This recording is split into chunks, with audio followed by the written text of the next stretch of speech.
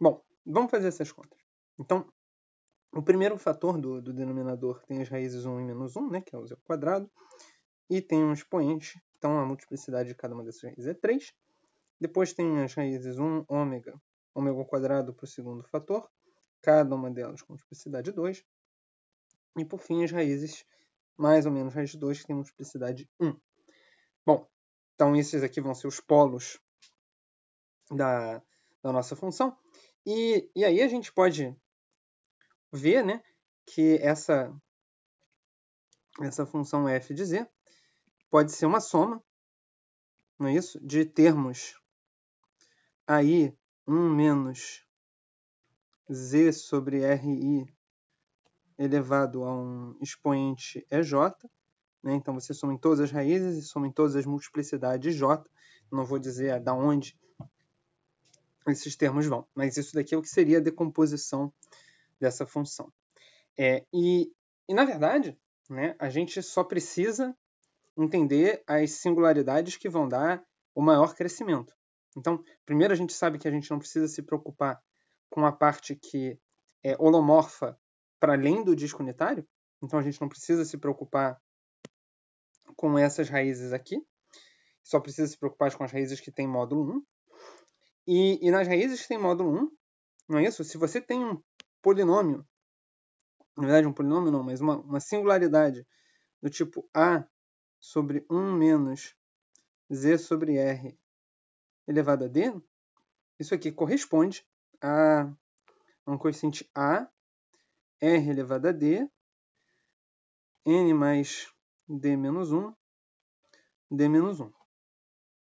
Então, e esse último termo aqui, né, é um polinômio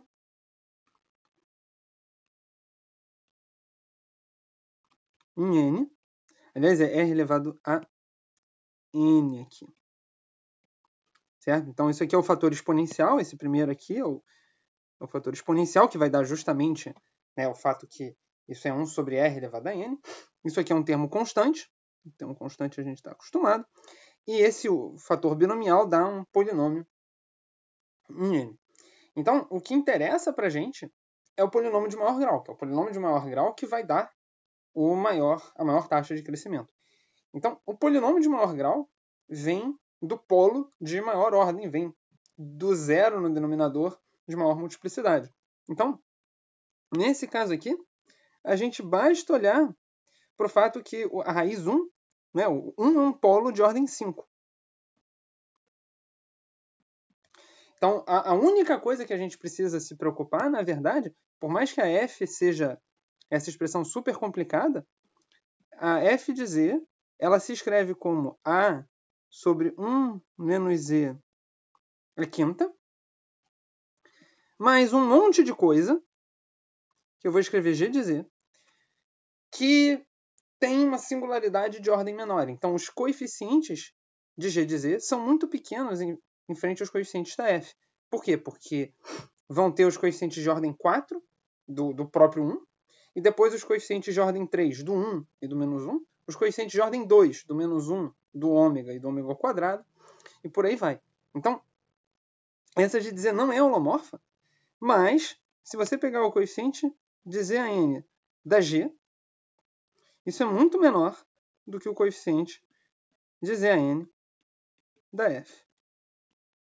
Certo? Porque na G, o maior denominador tem expoente 4, isso dá um polinômio de grau 3, enquanto que a F tem um polinômio de grau 4. Então, a única coisa que a gente tem que fazer, para a gente saber qual é o termo dominante da F, é saber quanto vale A. E aí, agora, não tem jeito, tem que calcular. Mas não é difícil, certo? Se a gente multiplicar por 1 menos z elevado à quinta dos dois lados, a gente fica com 1 menos z à quinta vezes f de z é igual a mais 1 menos z à quinta g de z, o truque que a gente está sempre acostumado a fazer. E como a gente sabe quem é a f, a gente pode olhar e substituir. E no nosso caso, né, vai ficar 1 mais z ao cubo, que é o que sobra do 1 menos z ao quadrado. Aqui fica 1 mais z ao quadrado. E isso cancela a quinta, o polo de ordem 5. E sobrou 1 menos z ao quadrado sobre 2.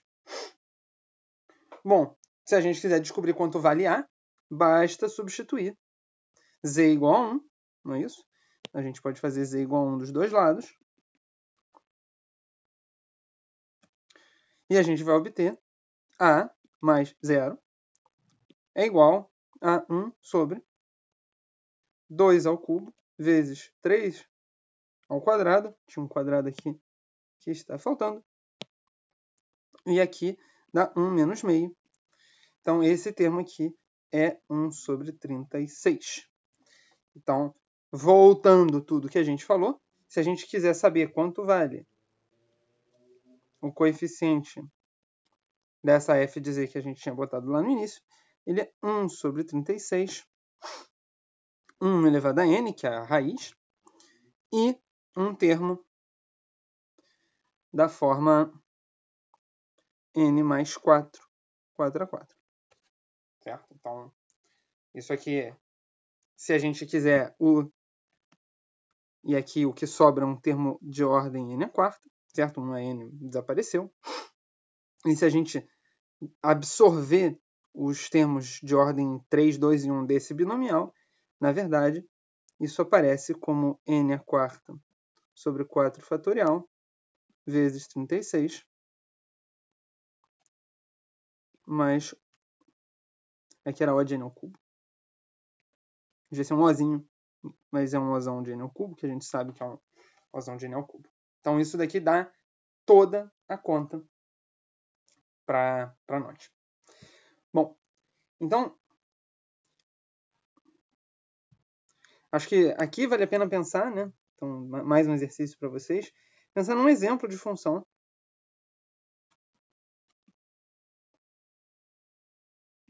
que precise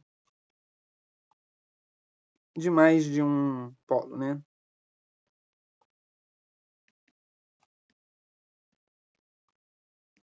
Então, pensa como que essas funções são e tal. É isso.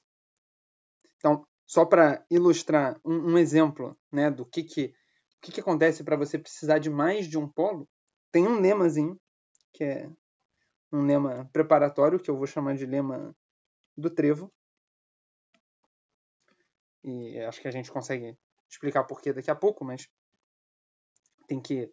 Deixa eu enunciar. Então, pega uma função f de z holomorfa, com todos os fn's maiores ou iguais que zero. Eu diria que essa é uma função combinatória, mas não necessariamente combinatória. Eu não estou nem pedindo que os fn's sejam inteiros ou coisa assim, né? Estou pedindo que eles sejam reais positivos. E seja z tal que... E aí deixa eu escrever z igual a r θ, para a gente já ter uma...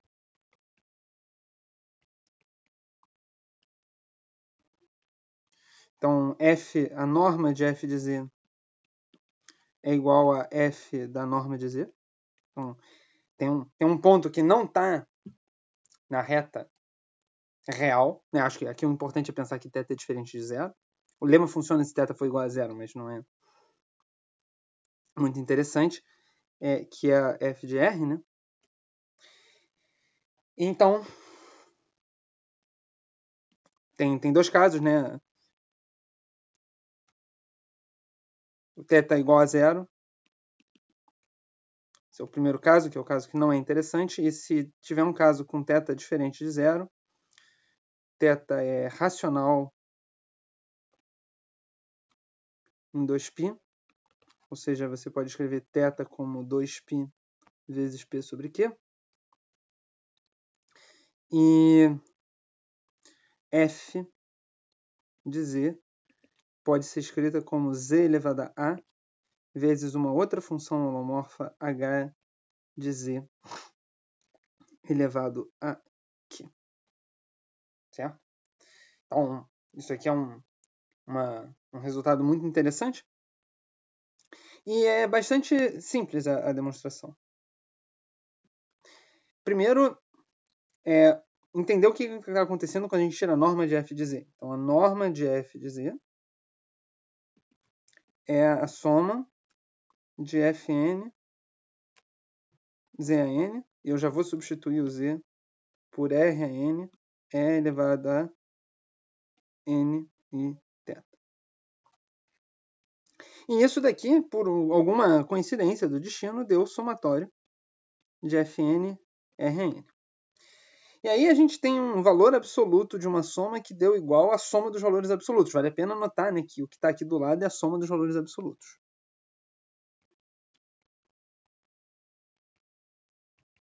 Então, o que acontece é que, como todos esses elementos aqui, então, segunda observação, todos esses elementos aqui são reais positivos, ou seja, eles estão todos alinhados. Uma soma de um monte de gente com a mesma magnitude tem que estar todos alinhados também. Então, todos eles pertencem. Tem que pertencer. Senão, a desigualdade triangular diz que não é possível, certo? Se eles não estiverem alinhados. Então, eles têm que estar alinhados.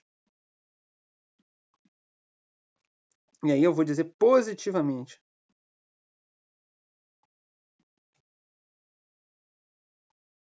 Certo? Porque também, se andasse um para um lado, outro para o outro, ia ter um sinal aqui, o sinal também ia impedir a igualdade da desigualdade triangular. Tá?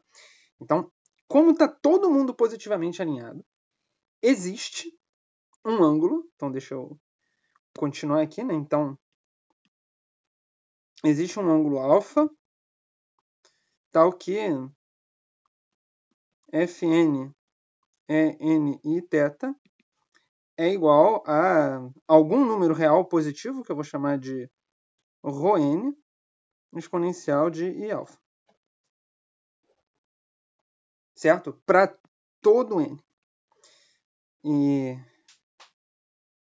Certo? Então, existe esse alfa e esse ρn, que também é maior ou igual que zero. Então, o que acontece aqui? Se a gente expandir esse exponencial de n e θ, esse exponencial de n e θ, se ele não for racional, ele nunca vai bater no mesmo eixo, certo? Se você fizer um desenho aqui, né? Se você pegar um ângulo aqui, se ele não for racional, ele vai andar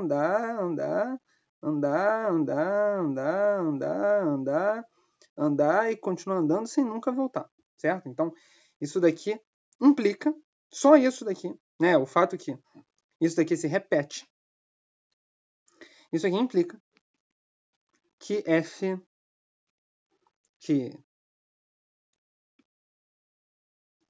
θ é racional. A gente pergunta, puxa, mas não podiam os Fn serem todos zeros? Tem esses casos patológicos. Então, na verdade, tem que tirar o caso patológico, que é o caso que você não pode usar desigualdade triangular forte, que é o caso que só um termo é diferente de zero, ou nenhum, mas aí você estaria com a função zero, enfim. Isso não seria muito problemático, a gente não estaria estudando. Mas, de fato, então, tem uma hipótese suplementar, que é que a f não é um monômio. E f não é um monômio.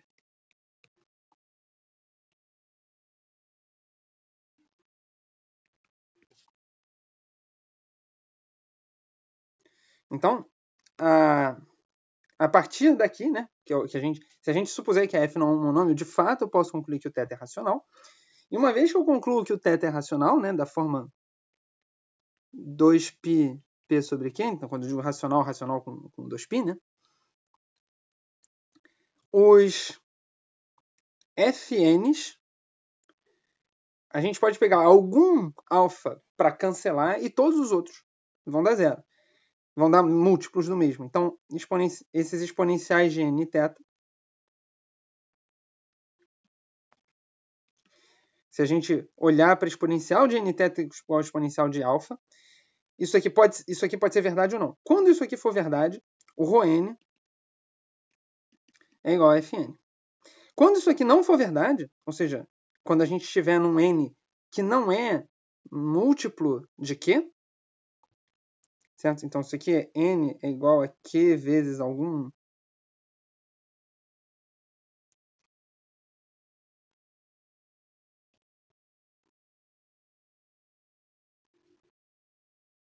número inteiro.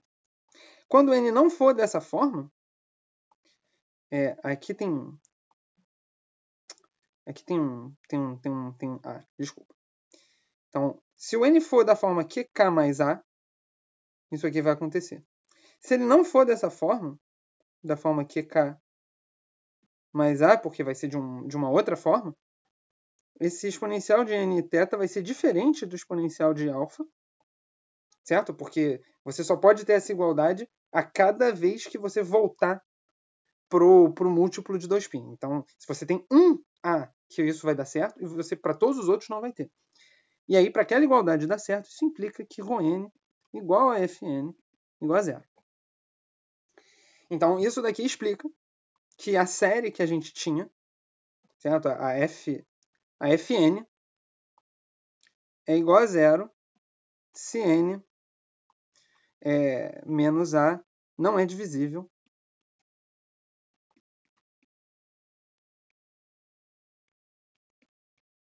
por quê? E aí, quando a gente escrever a série, né, na verdade, a série da f de z vai ser a soma das fn's zan's, mas na verdade é a soma em k de f qk mais a z elevado a qk mais a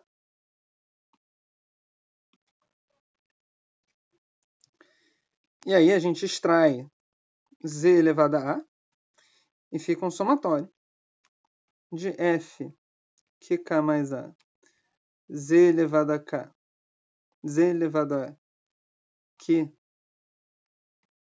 elevado a k.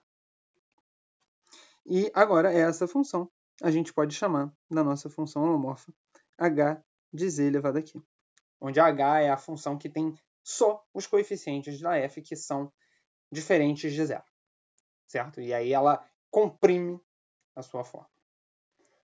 Então isso explica que quando você tem algumas periodicidades, essas periodicidades assim, quando você tem várias coisas que acontecem no círculo unitário, isso se traduz em periodicidade da sua função, dos coeficientes, e aí você meio que pode fatorar isso como uma função de z elevado a q.